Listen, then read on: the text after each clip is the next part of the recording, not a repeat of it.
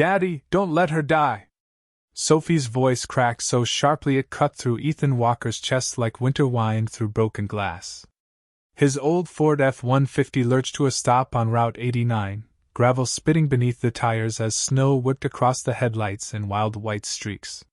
30 yards ahead, a black luxury SUV hung crooked against a bent guardrail, smoke curling from under the hood while orange light flickered behind shattered glass. Sophie's small hands clutched her plush bunny so tightly its ear bent flat. "Daddy, please!" Ethan didn't move. Not at first. His hand locked around the steering wheel, knuckles bone white. The smell hit him before the heat did, burned rubber, hot metal, something bitter that made his pulse stumble. His breathing turned shallow. For one terrible second, the fire in front of him wasn't on the highway anymore. It was somewhere else. Some other night. Some other scream. "Dad?" Sophie whispered, smaller now. "Why are you shaking?" That broke something loose. Ethan threw open the truck door and ran. Snow crunched beneath his boots as the cold air burned his lungs. The wind roared across the empty Montana highway, carrying the hiss of steam and the ticking groan of twisted metal. Inside the SUV, a woman was slumped against the driver's side, one hand pressed weakly to the cracked window. Blonde hair. Blood at her temple. Conscious, but fading. Her eyes found him, strangely calm for someone trapped inside a wreck. Ethan yanked at the passenger door. Jammed. He circled fast, hard hammering. The driver's door gave half an inch, then stuck. He pressed harder now. His right hand trembled. He stared at the flames licking under the hood, and suddenly he couldn't breathe. His body remembered what his mind spent 8 years trying to bury. Not again. Not fire. Not another door he couldn't open. Behind him, Sophie's voice rose through the wind. "Daddy! She's looking at you!" Ethan shut his eyes once. Then he drove his shoulder into the door. Metal screamed. The door tore open. Warm air rushed out, thick and choking. He leaned in, unbuckled the woman with fumbling fingers, and lifted her carefully. She felt lighter than she looked. Fragile. Expensive wool coat. Cold skin. She stirred as he carried her away from the vehicle and lowered her into the snow beside the road. Sophie was already kneeling beside them, tears freezing on her cheeks. "Is she okay?" Ethan pressed 2 fingers to the woman's neck. Pulse. Weak, but there. Relief came hard and painful. The woman's eyelids fluttered.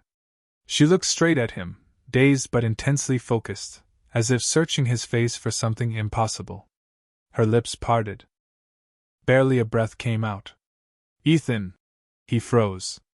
Snow swirled around them. Sophie stopped crying.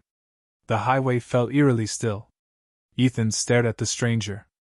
He had never seen this woman before in his life.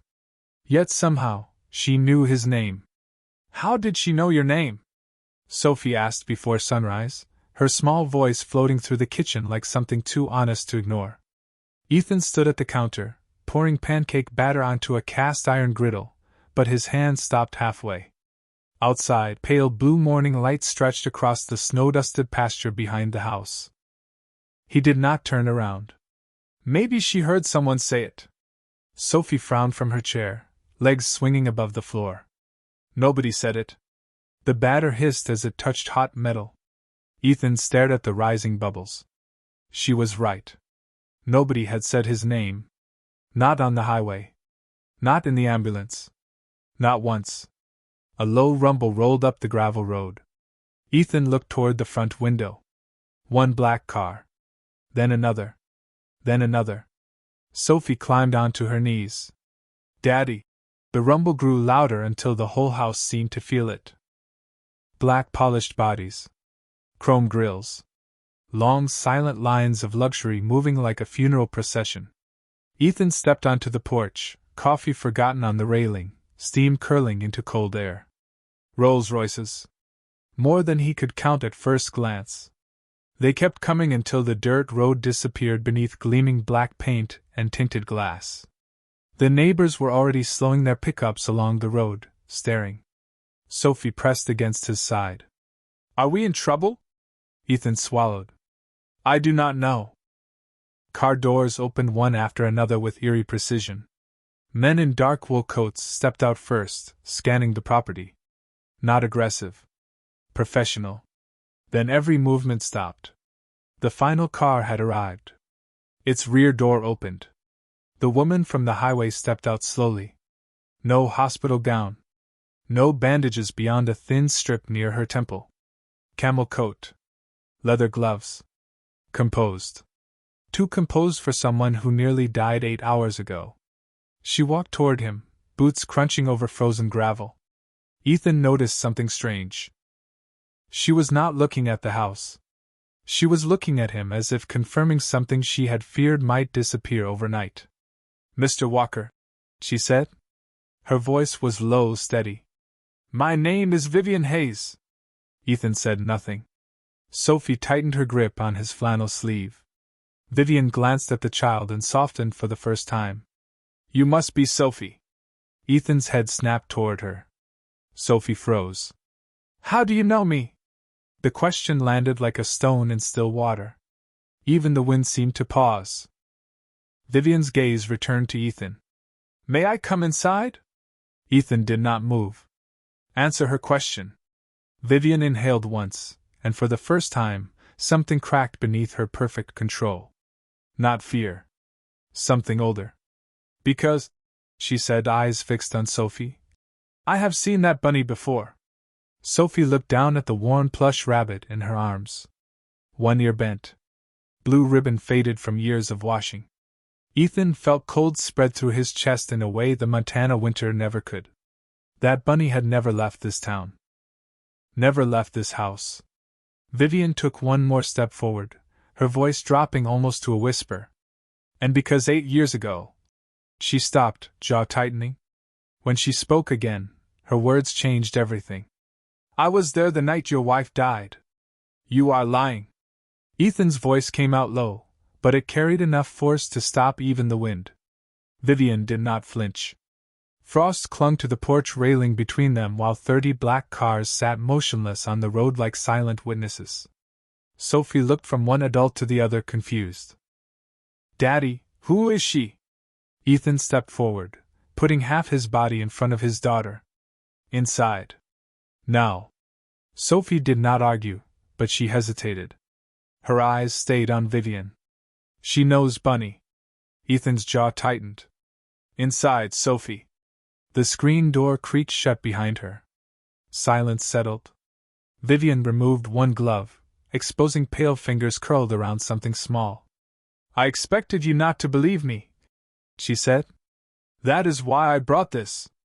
She opened her hand. Ethan stopped breathing. Resting in her palm was a tiny silver charm shaped like a star. Tarnished. Scratched. The chain was broken. His chest went hollow. Sophie's mother had sewn that star onto the strap of Sophie's diaper bag the week before the accident. He had searched for it in the wreckage and never found it. Where did you get that? His voice cracked around the words. Vivian swallowed. The polished CEO mask slipped, just enough to reveal exhaustion beneath it. From the shoulder of Highway 14. 8 years ago. Ethan stared at the charm. Memory came in fragments. Flashing lights. Snow. Smoke. Screaming. Then something sharper cut through it. A woman. Standing beyond the wreck. Watching. You were there, he said. It was not a question anymore. Vivian nodded once. I was 19. Her gaze drifted past him, toward the mountains. My father's driver had taken a wrong route during a snowstorm. We were the first car behind yours. Ethan felt anger rise before thought could catch it. Then why did you never come forward? Vivian's shoulders stiffened. I tried. He laughed once. Bitter. Empty. No, I did. Her voice sharpened for the first time. I told the police your wife pushed something through the broken window before the fire spread. Ethan froze. Pushed something through. Sophie. He remembered reaching for tiny arms.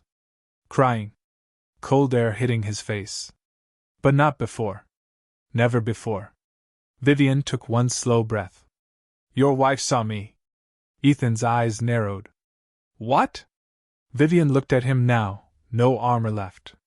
She looked straight at me and said 4 words. The cold seemed to deepen around them. Ethan's fingers curled into fists. What words? Vivian's lips trembled. For the first time since stepping out of those cars, she looked afraid. She said. Vivian's voice dropped to a whisper. Tell Ethan it was not his fault. Then why wait 8 years? The question came out raw, stripped of everything except hurt. Ethan had not realized he was shouting until Sophie opened the screen door again, startled by the sound. Cold air rushed into the house behind her. Vivian looked at him, then at the child. Because I was a coward, she said. No defense. No polished excuse. Just the truth. Ethan gave a bitter laugh and turned away, dragging a hand across his face.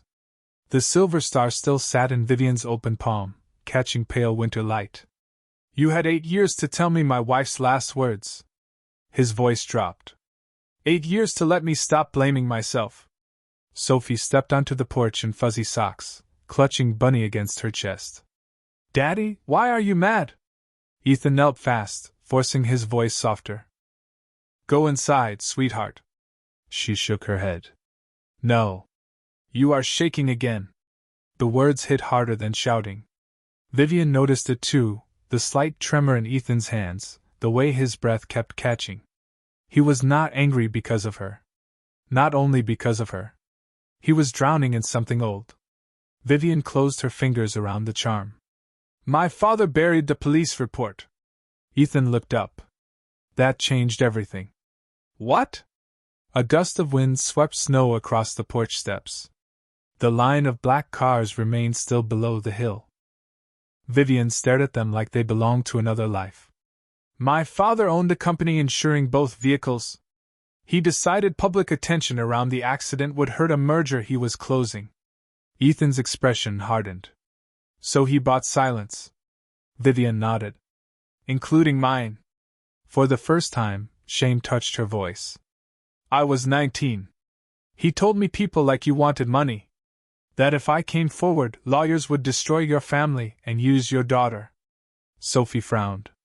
Use me for what? Neither adult answered. Sophie's lower lip pushed forward. I do not like secrets. Silence settled again, heavier this time. Then Sophie did something neither of them expected. She walked straight to Vivian. Ethan stiffened. But Sophie only stared at the woman's face. Were you scared that night? Vivian blinked. Yes. Me too. Sophie's voice turned small. I still hate fire alarms.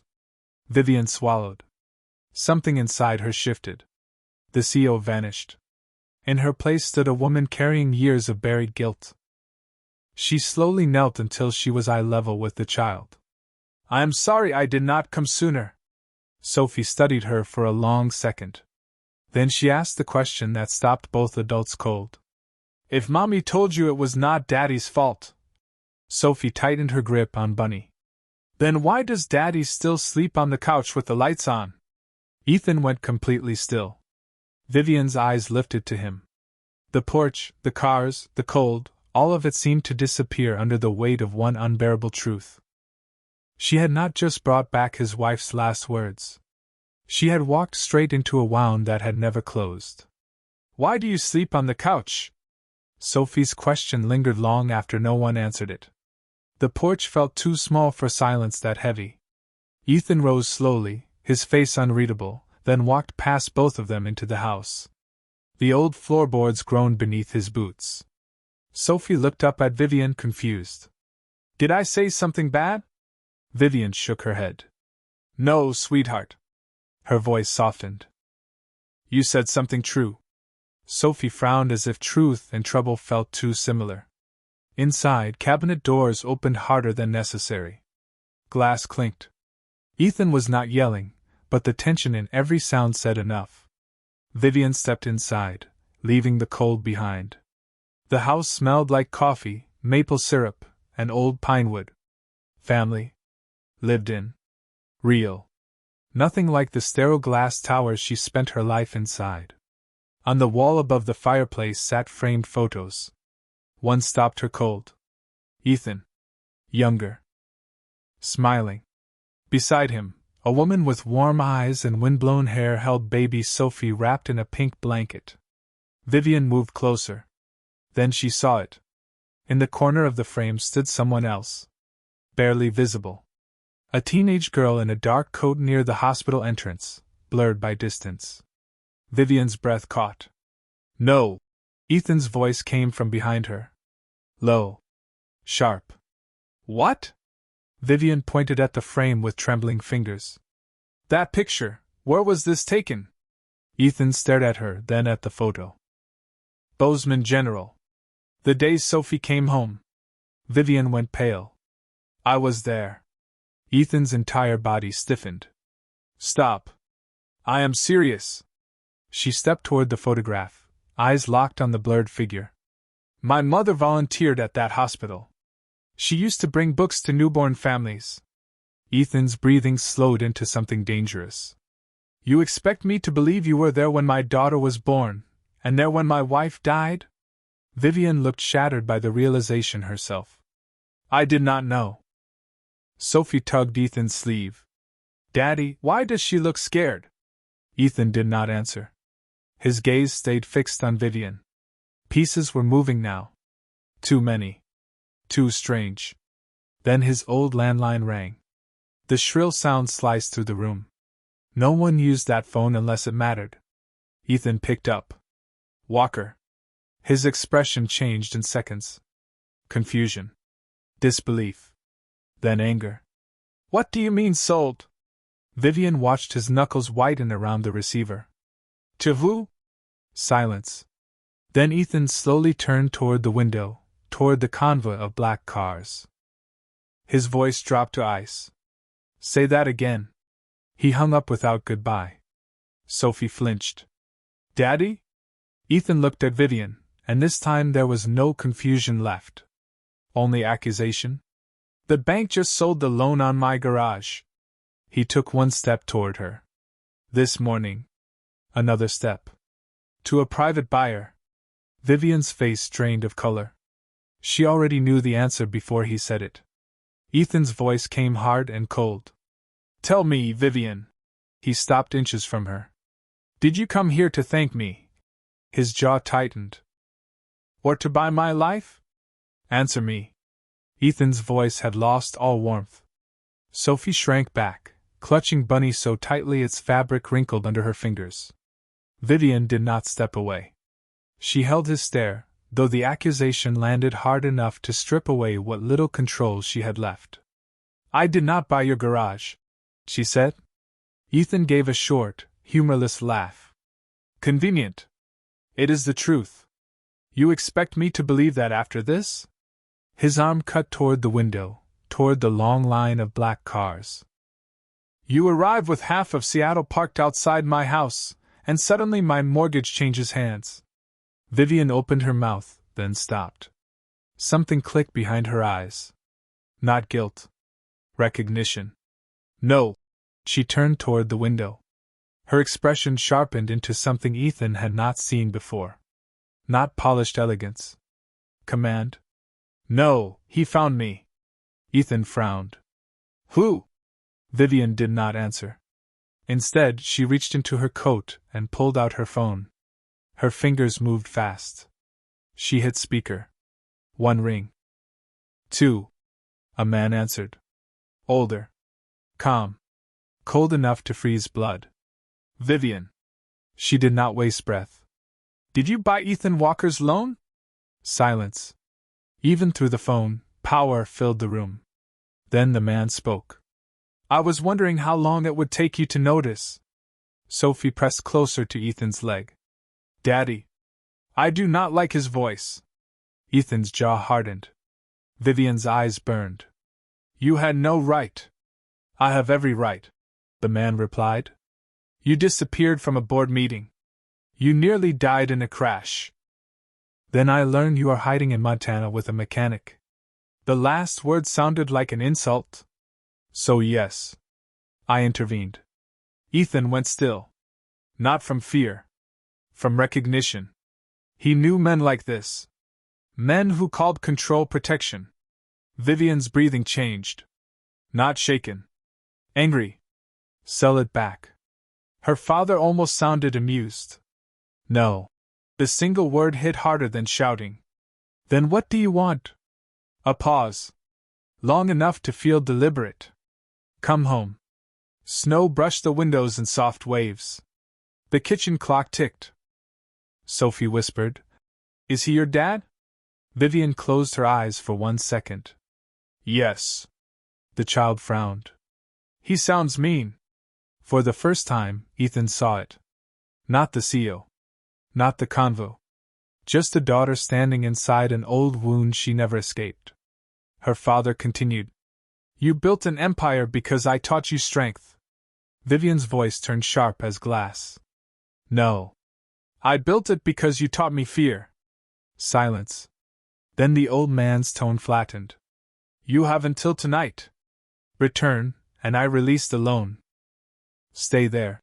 He let the threat breathe. And the garage belongs to me by sunrise. The call ended. No goodbye. No hesitation. Only silence. Sophie looked up, confused and hurt. He would take our home? Ethan stared at the dead phone in Vivian's hand. The room had changed. So had she. He had thought she came carrying power. Now he saw chains. Vivian slowly lowered the phone, her voice barely above a whisper. I am sorry. Ethan looked at her for a long moment. Then Sophie asked the question neither adult was ready for. If your dad hurts people when you stay. She looked at Vivian, eyes wide and painfully sincere. Why did you come back for us? Why did you come back for us? Sophie's question hung in the kitchen, small and devastating. Vivian looked at the little girl, and for the first time since arriving, her answer did not come from strategy or control. It came from somewhere bruised. Because I left once, she said, her voice thin. And I have hated myself for it every day since. Ethan watched her carefully. The anger in him had not vanished, but something inside it shifted. This was no longer a story about money. It was about running. He knew something about that. Sophie tilted her head. Left where? Vivian knelt so her eyes met the child's. The night of your mother's accident. I saw your dad carrying you. Her throat tightened. He was screaming for help, but he never let go of you. Ethan's shoulders stiffened. He had no memory of screaming. Only smoke. Heat. Failure. Vivian continued. My father told me to get back in the car. He said what happened to your family was not our problem. Her fingers curled into her coat. And I listened. Sophie frowned. That was mean. The bluntness landed harder than judgment from any boardroom. Vivian gave a broken smile. Yes. It was. Snow tapped against the window while the furnace hummed through the old house. Ethan finally spoke. You could leave now. Vivian looked up. What? Take your cars. Go back to Seattle. Save yourself? His voice was flat, but his eyes were not. My garage is not your responsibility. Vivian rose slowly. No. Ethan frowned. No? She took a breath that seemed to cost her something. Do you know what my father taught me? She did not wait for an answer. He taught me that every relationship is leverage. Every kindness is a transaction. Every person has a price. Her gaze locked onto his. Then yesterday a man risked his life for me without asking my name. Silence. Sophie's bunny slipped from her arms onto the floor. No one bent to pick it up. Vivian stepped closer. You are the first person I have met in 15 years who did something for me with no angle. Ethan's jaw tightened. You do not know me. I know enough. Her voice sharpened.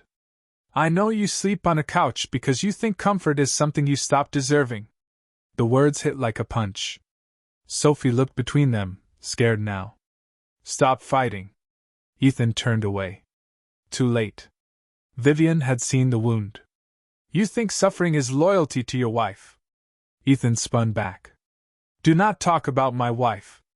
Then you talk about her. His breathing broke. The kitchen felt smaller, airless. Sophie's voice trembled. Daddy. Ethan did not hear her. 8 years of buried grief surged to the surface. You want truth? His voice cracked open. Fine. He looked at Vivian, eyes burning with something no longer contained. I did hear her. Vivian froze. What? Ethan's hand shook. The night she died. He swallowed hard. I heard my wife tell me to save Sophie first. He closed his eyes. When he opened them, they were shattered. And for 8 years. His voice dropped to a whisper. I hated her for making me choose. Then why did you save me? Vivian's question came out barely above a whisper, yet it stopped the room cold. Ethan stared at her as if he had not expected those words. Sophie stood frozen between them, wide-eyed, Bunny forgotten on the floor. The furnace kicked on with a low hum, filling the silence that no one wanted to break. Vivian took one step closer. If part of you hated your wife for making that choice, why run into another burning car last night? Ethan's throat tightened. His answer did not come. Because he had been asking himself the same question since midnight. Snow brushed the windows in soft white streaks. Then Sophie spoke, small and trembling. Because he always saves people. Both adults turned toward her. Sophie's eyes were wet now. Even when he is scared. Ethan's face shifted. Pain cracked into something softer, more exposed. Vivian looked at the little girl, then back at him. No, she said quietly. That is not all. Ethan's jaw set. Enough. But Vivian did not stop. For the first time in years, she stopped choosing safety over truth. You did not save me because you are brave. Her voice shook. You saved me because somewhere inside you, you were still trying to save her. The words landed with brutal clarity. Ethan went still. No anger. No defense. Just impact. Sophie looked confused. Save Mommy? Ethan shut his eyes. Memory surged. Smoke. Metal. His wife coughing through flames. Her hand pushing Sophie toward him. Her voice breaking on the words he had hated for 8 years. Save her. Save her first. He had heard sacrifice. He had heard abandonment. He had never heard love. Vivian's voice softened. Your wife did not choose Sophie instead of you. Ethan opened his eyes. Vivian's own were filled with tears she no longer bothered hiding. She chose both of you. He said nothing. Vivian stepped closer, closing the last distance. She trusted you with the one thing she loved most. Sophie slowly bent to pick up Bunny. Me?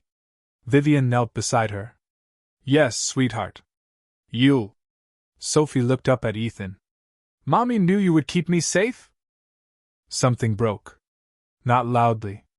Not dramatically. Just a fracture deep enough to let truth in. Ethan sank into a kitchen chair, one hand covering his mouth as years of buried grief finally lost its grip. His shoulders shook once. Then again. Sophie ran to him. Daddy? She climbed into his lap the way she used to when thunderstorms scared her. Do not cry. Her tiny hand touched his cheek. You did good. Ethan pulled her close, holding her like he was afraid time could steal her. Warm tears slipped through his fingers. Vivian turned away to give him dignity. Then her phone buzzed. One message. From her father. 3 words. Final offer. Come home now.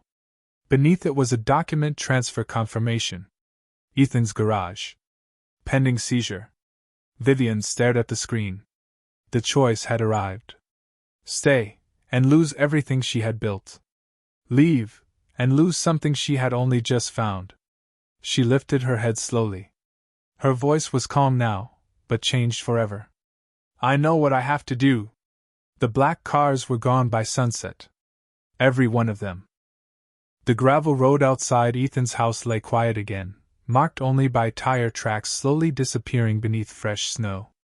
Sophie stood by the window in her socks, Bunny tucked under one arm. Did she leave? She asked. Ethan did not answer right away. He sat at the kitchen table, staring at something resting in his palm, his burned silver wedding ring. For years he had worn it like punishment. Not love. Not memory. Punishment. The metal felt cold against his skin. Then headlights cut across the front porch. One car. Just one. Sophie gasped. Daddy, look! Ethan stood. No convoy. No bodyguards. No power. Just Vivian's car rolling to a stop under the fading orange sky. She stepped out alone, carrying a folder under one arm and something heavier in her eyes. The porch boards groaned beneath Ethan's boots as he opened the door. Vivian stopped 3 feet away. Snow settled in her hair like ash. I did not go back, she said. Ethan searched her face. What happened?